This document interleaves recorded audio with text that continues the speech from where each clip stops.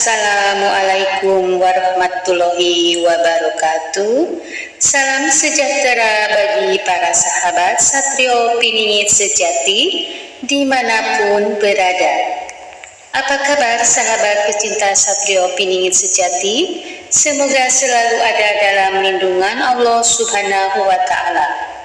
Pada kesempatan kali ini, saya akan membahas tentang Satrio Piningit sejati yang berjudul Dialog Kebangsaan Satrio Piningit Sejati bersama tokoh masyarakat. Baiklah, sebelum kita melanjutkan pada pembahasan kali ini, sudi agar kiranya pecinta Satrio Piningit Sejati berkenan memberikan supportnya pada channel saya ini agar lebih berkembang dan lebih bersemangat dalam menyajikan cerita-cerita atau kisah-kisah nyata perjalanan spiritual tentang kehidupan Satrio Piningit Sejati yang telah dialami di masa lalu, masa sekarang, dan masa yang akan datang.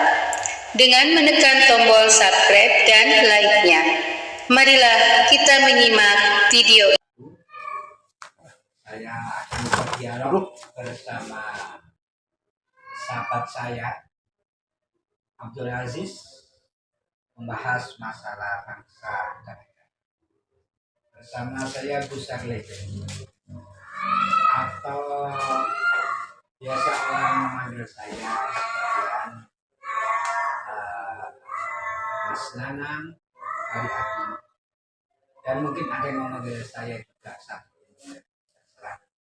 Jadi gitu kan, kita bicara tentang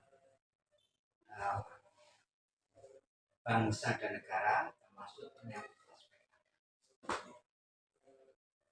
Menurut Kak Tuan, sudahkah pemerintah Indonesia ini menjalankan tujuan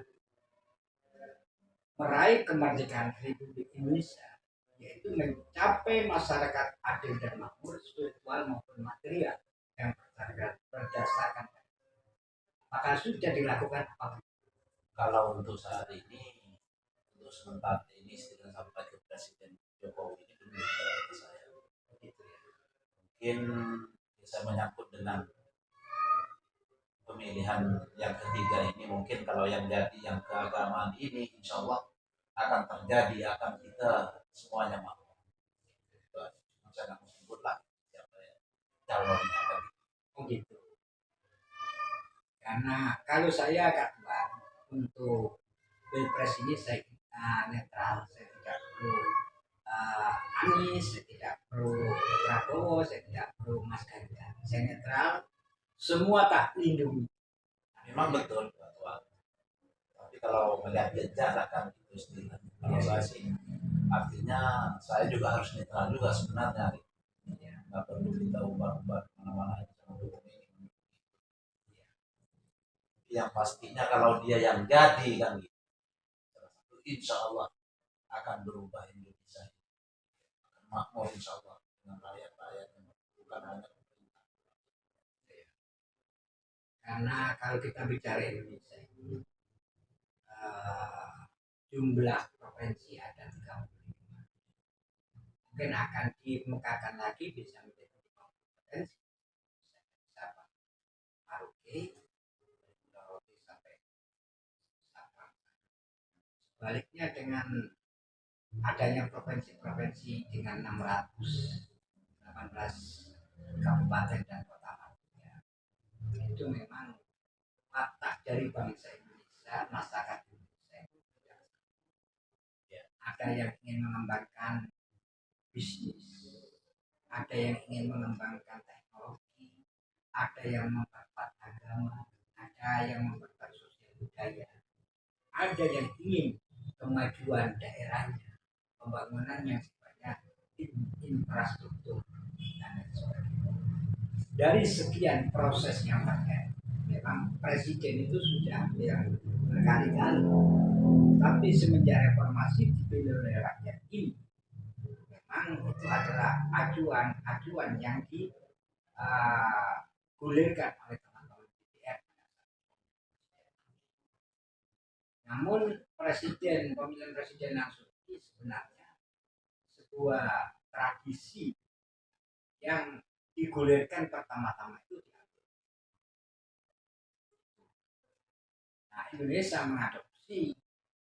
Tapi kalau Indonesia sendiri menurut dasar negara yang berdasarkan Pancasila, Undang-Undang Dasar 5, khususnya pengamalan dan penghayatan pelaksanaan Pancasila sila keempat, itu yang berbunyi kerakyatan yang dipimpin oleh hikmah kebijaksanaan dalam permusyawaratan.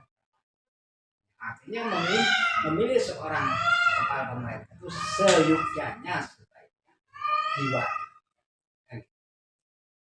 Tapi sebaliknya Indonesia ini akan makmur gemah ripah rojinawi toto guntung apabila satu, pejabatnya tidak serakah. Pegawai-pegawai yang ada di pemerintahan Indonesia tidak serakah akan harta benda dan kedudukan. Ketika ada keserakahan, ingin memperkaya diri sendiri, itu pasti negara tersebut mengalami kegoncangan. Sulit untuk mencapai tujuan kemerdekaan Indonesia, yaitu masyarakat adil dan makmur, spiritual, material yang berdasarkan. Serakah itu kunci. Orang korupsi karena keserakahan materi. Ya. Orang memasang orang untuk duduk jabatan, dia serakah akan kekuasaan. Ya.